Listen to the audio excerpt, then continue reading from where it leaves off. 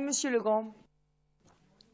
Oui, Madame la Présidente, lutter contre les addictions, particulièrement quand elles concernent les jeunes, et encore plus quand elles sont nuisibles à la préparation de leur avenir et à leur scolarité, est bien entendu une nécessité. On avait l'impression, à vous écouter en décembre dernier, que vous alliez éradiquer la consommation de drogue en Île-de-France à vous toute seule. Comme on dit familièrement, vous teniez le crachoir sur le sujet et on en salivait d'avance de découvrir vos solutions miracles une fois dans le vif de l'action. Étant entendu que vos déclarations d'alors nous paraissaient déjà pour le moins fantaisistes.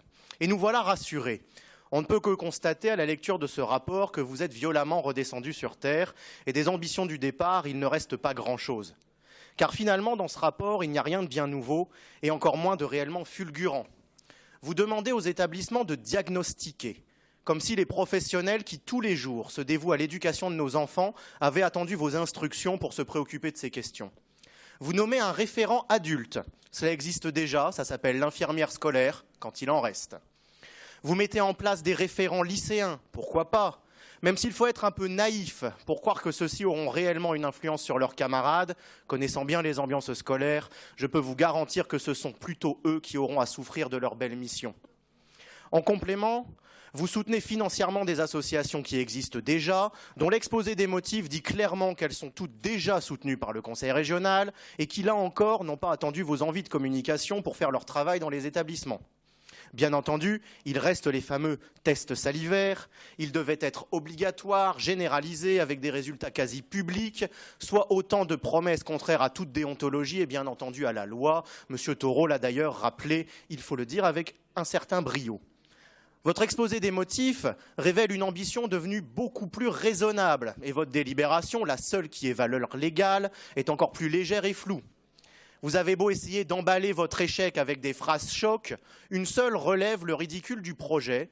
Les résultats de leurs tests salivaires seront directement communiqués aux élèves s'ils sont majeurs. Est-ce au cas où, par hasard, ils auraient fumé un petit joint à l'insu de leur plein gré?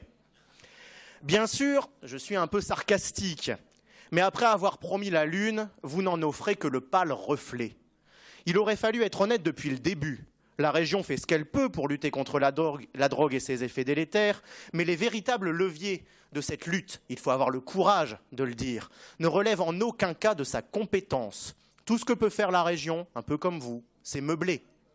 Car le vrai responsable de l'explosion des trafics en tout genre sur notre territoire, du développement d'une économie parallèle du crime qui achète la paix sociale sur des pans entiers de notre territoire, qui encourage la délinquance par un laxisme honteux et le développement conséquent d'un bien réel sentiment d'impunité, le vrai responsable, celui qui a les leviers pour lutter contre ces dérives, celui qui a le pouvoir, qui a le devoir de le faire, ce n'est pas la région, c'est l'État.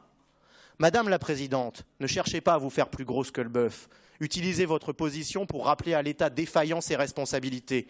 C'est tout le sens des amendements que nous vous présenterons. Je vous remercie.